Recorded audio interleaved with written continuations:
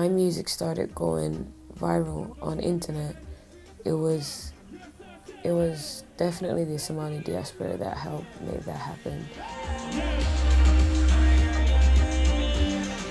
In Northern Europe, I'm definitely the only Somali girl and one of few black girls that pushed the door open, and I'm really proud of that.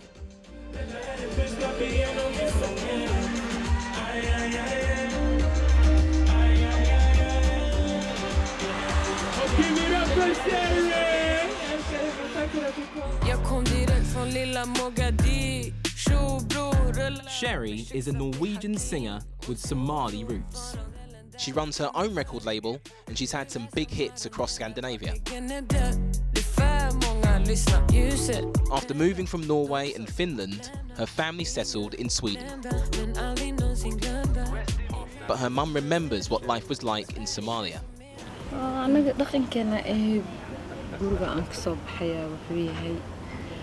dhaqanka muslimka haysanaa anaga muslimaanahay qasab in caruurtana tarbiyada la baro waa waxa aan ku soo waalidkii soo baray. When you decided that Somalia was no longer safe and to move from there to Northern Europe, do you think, looking at what your children do now, the opportunities you have now, do you think that it was worth it? I think I can answer that. A lot of Somali parents in like Europe and America and like the diaspora aren't really too happy to be living here, really and truly. I think they're happy for us, but they know what they had to leave behind, as in like, we have a whole country that we love that's war-torn, and they know what it used to be and how much better and how much of a paradise it used to be. So obviously there's a lot of hurt there, I think, for all Somali parents. But knowing like the opportunities they made for their children, they're very happy. But there's definitely a bittersweet feeling to it.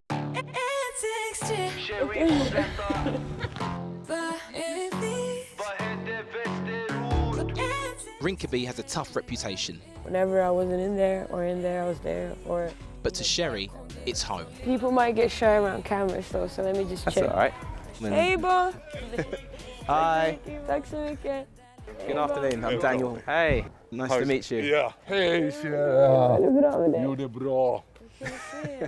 One of the best that we have This here. is really like Rinkeby's angel. Yeah. He's looked after us since I was a baby. So happy when I saw Really? her coming. Of course. Yeah. So you remember when Sherry first? Of course. This happiness and everything, you know, she always have with her.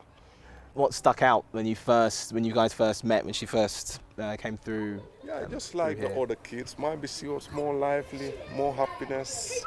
You can just see from her always that she's going to be a leader. It's so important to have not only her, but more of her, because it's tough. Like living here in Rinkeby, it's so tough, and the situation and everything, and it's so hard for some people, you know, to see what we are doing that is good, you know. So you have to do something more better than what the other people do on the other side, Exactly. for them to accept it. And she was among the ones who always fight, do something right, the best. There are lots of artists, you know, they can sing, but you can't learn nothing from what they sing.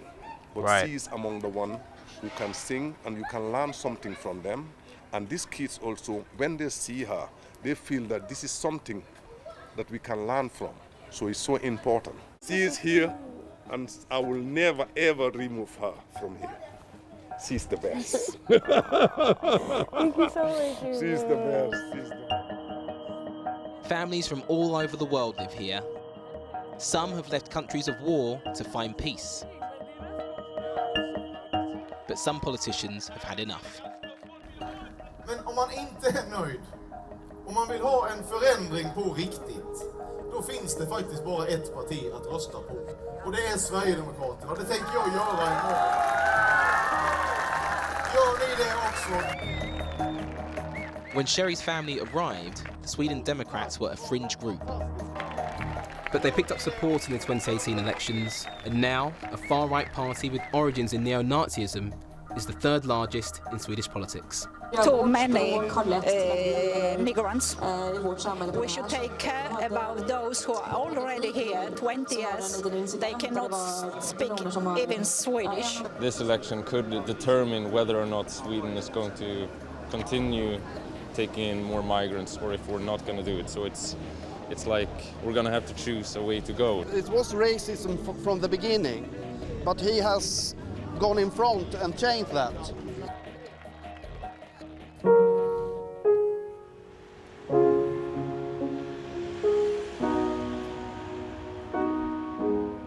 When I caught up with Sherry at her studio, the votes hadn't been counted yet. But she knew why the message was going mainstream. I think it's a thing of like people of the world not learning from past mistakes or what like the older generations have done. But that's what they do, because at the time we're, you know, like before us there was the Turkish, and you know, like it keeps on going like that. And then Somalis were like the, you know, we came in like early 2000s, really like came in a lot because of all the wars and everything that's been going on, like the famines and stuff in Somalia. So we come, and in the beginning they want to call you alphabet, like they don't know how to speak Swedish, they can't get any jobs, they don't, like, you know, and say stuff like that. And then after a while, you know, because we're a very strong people, we know how to persevere. So now you see like most of the nurses are Somali, and you know, like there's some other people actually doing like a lot of stuff, and like people like me, and just like in music, like hip hop wasn't huge at all in Sweden just a couple of years ago, but then Somalis came into the mix, and yeah, you know, I mean, we're just really cool people, but that's what it is. People just hate whatever is unknown. Like, for instance, as a woman of Somali heritage, going back home, I wouldn't be considered fully Somali. And being here in Sweden, I'm not really considered Swedish. So, but I feel like both, but not fully, if that makes sense, because I've never been to Somalia, and I definitely don't feel Swedish, and I don't look Swedish. So there's always been a sense of uncertainty because of that. Like, I don't have any roots like that anywhere. And growing up, if you don't have that, you know, that will confuse you. So Sherry doesn't feel 100% Somali or Swedish because she's found her own way to celebrate both.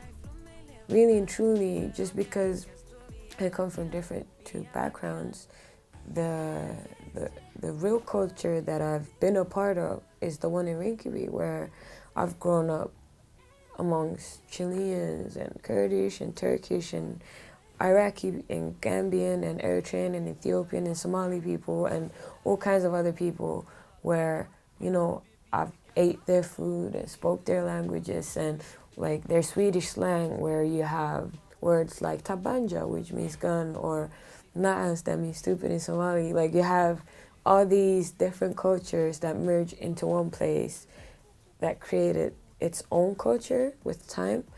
And I feel like that's the culture that represents me the most. It came out of nothing. It came out of unity. And it's that culture that's bringing people together from Sweden to Somalia and beyond.